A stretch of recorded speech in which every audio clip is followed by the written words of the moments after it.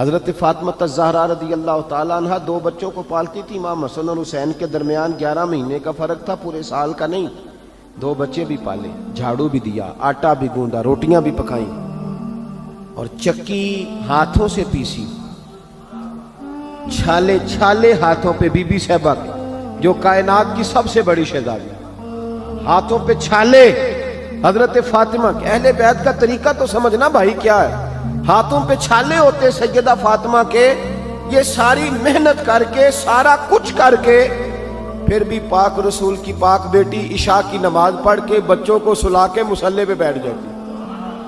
ہم تو تھکے ہی بڑے ہوتے ہیں نا، 8 گھنٹے کام کر کے تو ہماری فجر بھی رہ جاتی ہے، لیکن ساری ڈیوٹیاں کر کے سیدہ فاطمہ پھر بھی مصلی پہ بیٹھتی. ساری رات اللہ کا ذکر ہوتا، ساری رات تلاوت ہوتی، ساری رات عبادت ہوتی، سارا دن. حضرت مولا علی شیر خدا کرم اللہ تعالیٰ وجہ الکریم فرماتے ہیں نبی پاک ایک سفر پہ گئے تو مجھے اپنا نائب بنا کے مدینے میں چھوڑ گئے حفاظت کے لیے. میری باتوں کی سمجھ تو آ رہی ہے نا آپ حضرات؟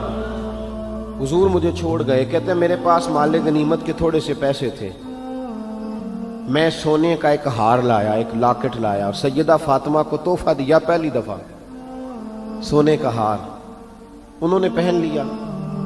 نبی پاک علیہ السلام کا طریقہ مبارکہ یہ تھا کہ حضور جب سفر پہ جاتے تھے تو سب سے آخر میں سیدہ فاطمہ کے گھر جاتے، اور جب واپس آتے تو سب سے پہلے آتے، سب سے پہلے.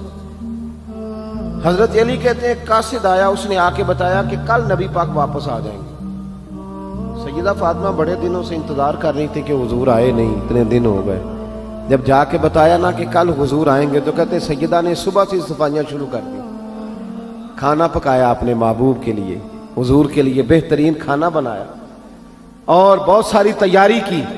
کہتے ہیں حضور آئے، حسب روایت، حسب عادت، وہی مبارک عادت جو محبوب کی ہمیشہ سے تھی. نبی پاک آئے، پہلا قدم سیدہ فاطمہ کے گھر میں رکھا، السلام علیکم کہا، اور سیدہ نے وعلیکم کہا تو حضور نے ان کا چہرہ دیکھا تو واپس چلے گئے. حضرت فاطمہ رونے لگ گئی. مولا علی شیر خدا کہتے ہیں میں گھر آیا تو بی بی صاحبہ زاروں قطار رو رہے. فاطمہ کیا ہوا؟ کالی پتہ نہیں، حضور سلام لیا واپس چلے گئے، ایسا کبھی ہوا ہی نہیں، پتہ تو کریں. شیر خدا کہتے ہیں میں مسجد میں گیا تو نبی پاک بھی ایک کونے میں بیٹھ کے رو رہے تھے.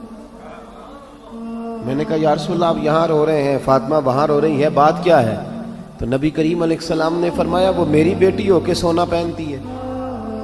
اگر فاطمہ بھی سونے سے پیار کرے گی تو امت کی غریب بیٹیاں کدھر جائیں گی؟ وہ بھی سونا پہننے لگ گئی ہے. وہ بھی اگر یہ کام کرے گی تو غریبوں کی بچیاں کس کے طریقے پہ چلیں گی؟ وہ بھی سونا پہنتی ہے. حضرت علی کہتے ہیں میں نے کہا یا رسول اللہ انہوں نے نہیں پہنا، وہ تو میں نے لا کے دیا ہے، انہوں نے خواہش نہیں کی. تو محبوب نے فرمایا اسے جا کے بتاؤ. حضرت فاطمہ الزہرا رضی اللہ تعالی عنہا کو جا کر کے بتایا گیا کہ محبوب پاک تو اس بات سے آپ سے ناراض ہیں.